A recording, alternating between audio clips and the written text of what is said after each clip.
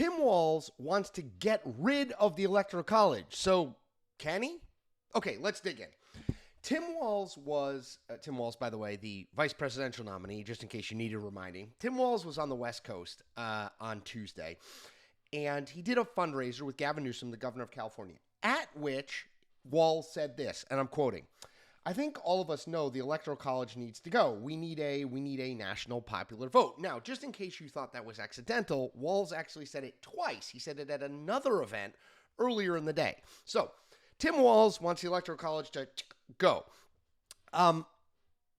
It ain't going to happen, people. Couple reasons. My glasses, they're just never straight.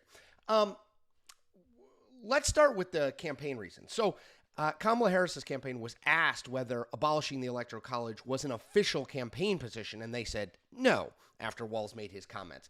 And while Kamala Harris has said she supports abolishing the Electoral College back in 2019, she has not talked about it since, and she's not going to talk about it in these last 30 days, and she's probably annoyed that Tim Walz is talking about it. But since Tim Walz is talking about it, I thought it would be worth going through how it would happen, and again, why I don't think it will happen. So, the Electoral College is in the Constitution, which makes it really, really hard to change or get rid of. So there are two ways that it could happen. The first way, and this is how you amend the Constitution, the first way is Congress, by a 2/3 vote in the House and the Senate, votes to change, to get rid of the Electoral College and, let's say, just go to a national popular vote.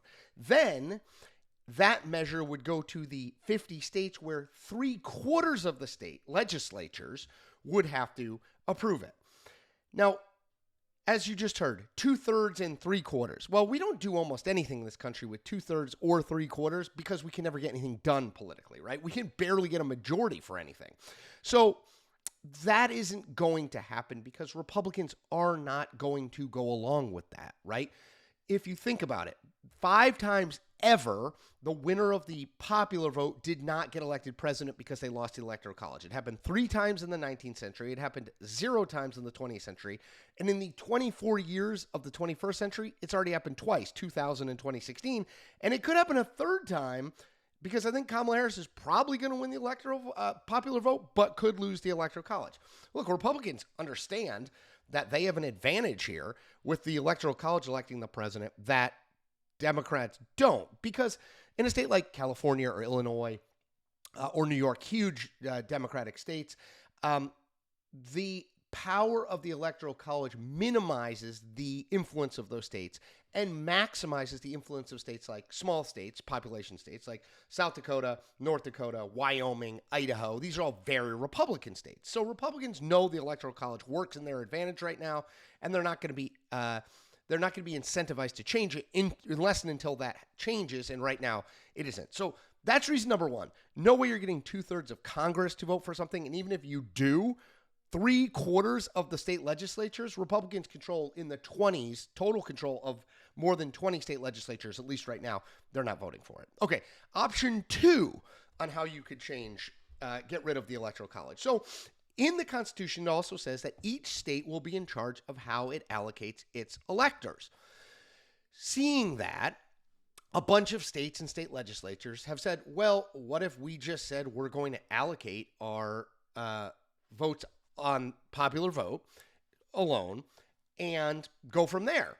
So 17 states have passed legislation that says we are going to only go by popular vote.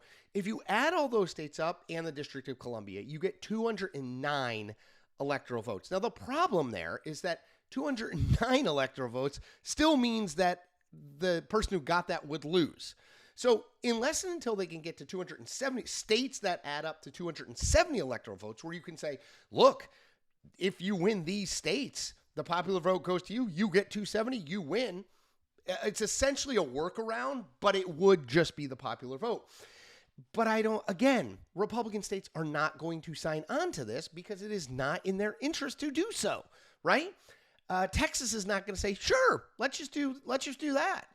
It's not going to happen. South Dakota is not going to do that, right? None of these states. I think Arizona might be a state that's Republican controlled, at least at the state legislative level, that is past this measure. But it's not going to happen. So they're at 209. The problem is they need 61 more, and I don't see where that's going to happen. So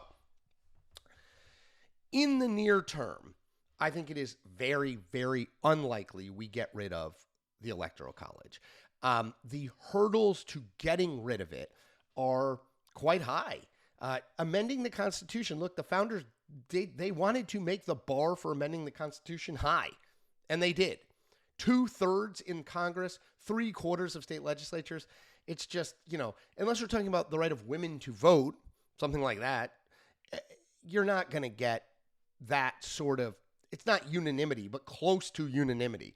And then this National Popular Vote Interstate Compact, which is what they call this effort to get all these states to sign on to going by popular vote, they're just short because they can't convince Republican-controlled states to do it because, as I've said before, it is not in Republicans' political or electoral interest to say, let's get rid of the Electoral College, because the Electoral College works for Republicans. It is a good thing for Republicans. They want it right now. They have a clear, better chance of getting elected president via an Electoral College system than just a national popular vote system. So again, yes, 17 states say we're going to give our electoral votes to whoever wins the national popular vote. Great, but it still only adds up to 209 electoral votes. It's just not enough, right? It's just not enough, and that's what I keep coming back to. Now, one other interesting thing is, why is Tim Walz bringing this up with, under a month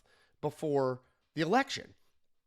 Well, I guess if he said it once, I could write it off to, well, somebody asked a question and he was going sort of down this road and whatever. But he said it twice at back-to-back events, which seems to me to be purposeful, right? I don't think there's a whole hell of a lot of freelancing at this point in a presidential campaign, particularly by the vice presidential nominee. So it seems purposeful. At the same time, the Harris campaign quickly came out and said, no, this is not an official position of ours. Do I think Tim Walz is sort of making a note here that if Harris Walz wins the popular vote and loses the Electoral College, it'll be the third time in 24 years that it's happened, and that the majority of the American public, if you look at polling, the majority of the American public thinks we should elect a president by national popular vote as opposed to Electoral College? Yeah, probably. If we have that split, a popular vote win and an Electoral College loss by Harris, will there be significant agitation among lots of Democrats to change this, change the Constitution? Oh, you bet.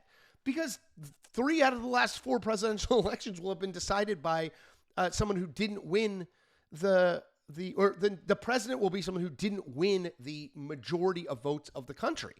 But again, I just keep coming back to the same problem, which is if Donald Trump wins the Electoral College, even if he's lost the popular vote, well, that makes him a Republican president, which Republicans are going to be happy about. They're not going to say, okay, that thing that has won us the presidency these 3 times since 2000, let's get rid of that so that Democrats can win more often. This is politics, folks, and political calculus and political advantage is the first thing that politicians and political parties think about and care about. And the political advantage right now is very much in Republicans' favor on the Electoral College. And in order to change it, you need bipartisan consensus. And you are not getting bipartisan consensus. So Tim Walz, interesting idea, ain't going to happen. I'll be interested to see if he keeps bringing it up. My guess is he won't. But it's not going to happen, even though I candidly think it would be a better system for all of us. The way that the rules are, it's very hard to change it. Okay, as always, I ask you to do 4 things. I ask you to subscribe to this channel. Easy, just hit the subscribe button. We're almost to 45,000, on our way to 50,000. Number 2, like this video. Just thumbs up it. There you go, thumb. Number 3, comment. Do it for the algorithm, people. And number 4, tell 10 friends. 4. Tell 10 friends. Okay. All right, everybody. Take care. See you tomorrow.